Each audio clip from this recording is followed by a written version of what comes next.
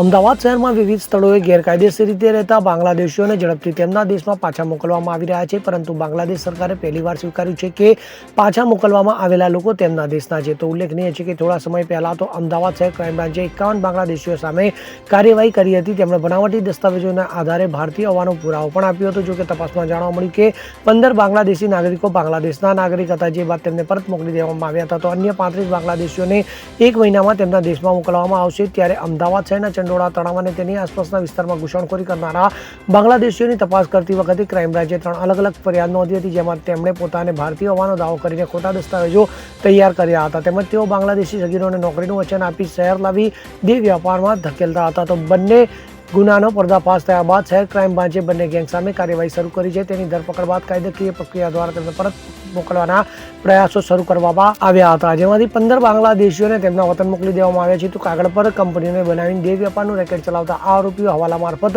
બાંગ્લાદેશમાં પૈસા પણ મોકલતા હોવાનું બહાર આવ્યું છે, જેથી ક્રાઇમ બ્રાન્ચ સાથે કેન્દ્રીય એજન્સીઓ પણ આ તપાસમાં જોડાઈ છે. તો ગેરકાયદેસર રીતે પ્રવેશેલા બાંગ્લાદેશીઓને ભવિષ્યમાં પણ બાંગ્લાદેશ પરત મોકલવામાં આવશે. જુલાઈ 2024માં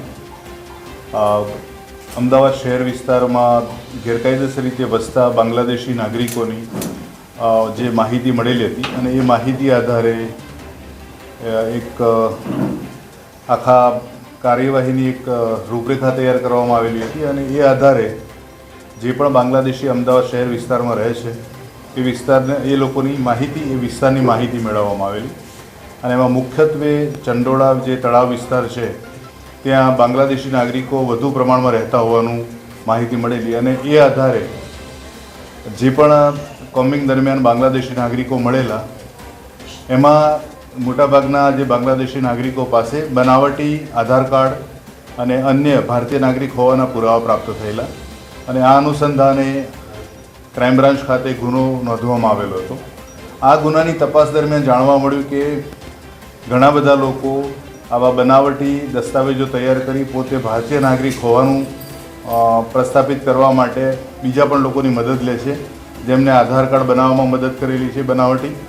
આ તપાસ દરમિયાન એક બીજી મહત્ત્વની વસ્તુ એ જાણવા મળેલી કે બાંગ્લાદેશી જે મહિલાઓ અને સગીર જે યુવતીઓ છે એમને બાંગ્લાદેશથી અહીંયા કામકાજના માટે એના બહાના હેઠળ લાવવામાં આવતા હતા અને દેહ વેપારના જે વ્યવસાય છે એમાં ધકેલી દેવામાં આવતા, અને એમનું ખૂબ જ શારીરિક, આર્થિક અને માનસિક શોષણ પણ થતું હતું.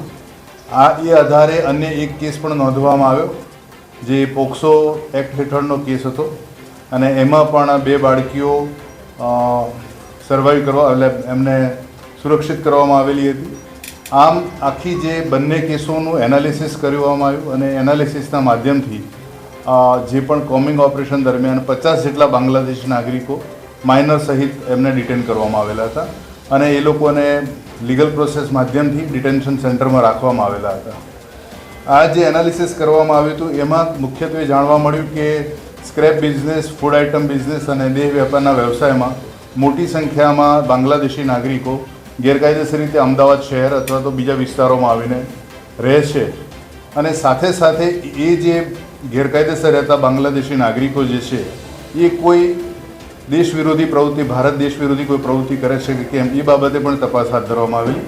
અને એ તપાસ હજુ પણ ચાલી રહેલી છે.